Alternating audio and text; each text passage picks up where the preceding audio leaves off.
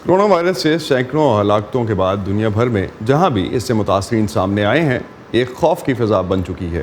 ایسے میں چند باتیں، حقائق، بہت سے مفروضے اس ماحول کو بگاڑ میں کردار ادا کر رہے ہیں۔ فزیشین ڈاکٹر رشید شورانی ہمارے ساتھ اسٹوڈیوز میں موجود ہیں، ان سے جانتے ہیں کہ حقائق کیا ہیں کورونا وائرس سے متعلق اور اس سے بچاؤ کی کیا صورتیں ہو سکتی ہیں۔ ڈاکٹر شورانی، بہت شکریہ آپ نے ہمیں صبح وقت دیا۔ کیا سچویشن ہے کیا اس وقت کورونا وائرس؟ ابھی ہم نے جو ریسنٹلی دیکھا کہ امریکہ میں بھی 14 کیسز سامنے آئے ہیں اور 20 کی رپورٹ ہے، 14 کو انہوں نے کنفرم کیا ہے۔ یہاں کیا ہو رہا ہے لوکلی؟ جو آپ کہہ رہے ہیں تقریباً 15 کیسز ہیں یونائٹڈ اسٹیٹس میں اس وقت، نمبر 1۔ نمبر 2 جو ہے اس وقت جو کروز شپ جاپان میں سٹرینڈڈ تھی، وہاں سے کچھ امریکنز جو ہیں ان کو فلائی کر کے امریکہ لایا گیا ہے۔ اس میں سے تقریباً 14 اور لوگ ہیں جو کہ پازیٹیو ہیں۔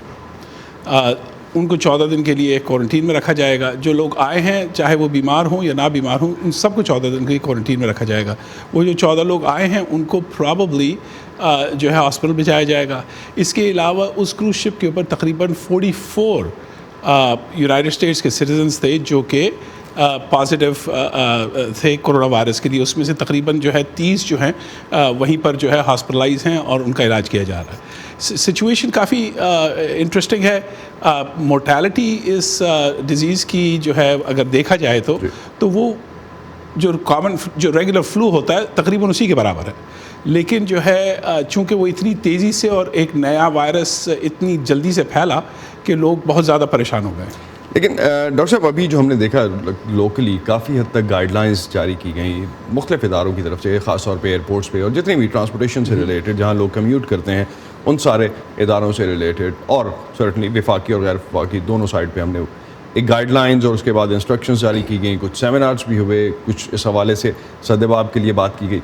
کس حد تک یہ کمفرٹیبل ہے اور کس حد تک یہ اپلیکیبل ہے یا سدباب کا باعث بن سکتا ہے؟ یہ بھائی تمام پریکاشنز تو لی جائیں گی، تمام گائیڈ لائنز فالو کی جائیں گی، لیکن جو مسئلہ وہ یہ ہے کہ ہمیں ابھی بھی اس وائرس کے بارے میں بہت کچھ پتہ نہیں ہے۔ ہم کافی چیزیں وہ چھپی ہوئی ہیں، کچھ اندازہ نہیں ہے کہ کیا ہوا۔ آل آف اے سڈن 12 تاریخ کو چائنا نے ایک کیس ڈیفینیشن اپنی چینج کر دی اور کہا کہ سمپٹومیٹک جو لوگ ہیں ان کو بھی ہم اس میں شامل کریں گے، تو اس سے تقریباً 10 فولڈ 10 گنا انکریز ہو گئے نمبر آف کیسز۔ اس کے علاوہ ڈیتھس جو ہیں وہ کانسٹنٹلی رپورٹ کی جا رہی ہیں۔ اس وقت یہ لگ رہا ہے کہ وہ ایپیڈیمک وہ کنٹینیوسلی گرو کر رہا ہے۔ اب یہ اندازہ نہیں ہو رہا کیونکہ کچھ ڈیٹا صحیح آ نہیں رہا چائنا سے۔ ڈاکٹر صاحب، کلوزنگ جو 2 چیزیں میں جاننا چاہوں گا، ایک تو کچھ ٹپس ایسی جو شاید اس وقت جو ایک فیئر ہے اس کو ہیلپ فل ہو سکے، اس میں اس کو کسی حد تک اوور کم کرنے میں، اور کیسے بچا جا سکتا ہے؟ بھائی viruses don't have borders, they don't respect borders, تو یہ کہ وہ ہر طرف سے پھیلیں گی۔ اگر آئے گی تو وہ آ جائے گی۔ اب بچا کس طرح جائے گا؟ جو بیسک چیزیں ہیں وہ یہ ہے، بیسک چیزیں جو آپ کرتے ہیں فلو کے لیے، جو ہم ریکمینڈ کرتے ہیں کہ واش کریں ہاتھوں کو۔ اگر آپ کو کھانسی ہے، نزلہ زکام ہے اور آپ کو لگتا ہے کہ آپ کو کوئی بیماری ہے تو آپ کسی اور کو نہ دیں، ماسک پہنیں یا گھر سے کام کریں، یا کسی کو بیماری ہے تو وہ آپ ماسک پہنیں اگر پتہ چلتا ہے کہ وبا وہاں پہ پھیلی ہوئی ہے۔ اس کے علاوہ اس وقت اور کوئی چیز نہیں، نہ کوئی میڈیکیشن ہے اس کی، نہ کوئی ویکسین ہے اس کا۔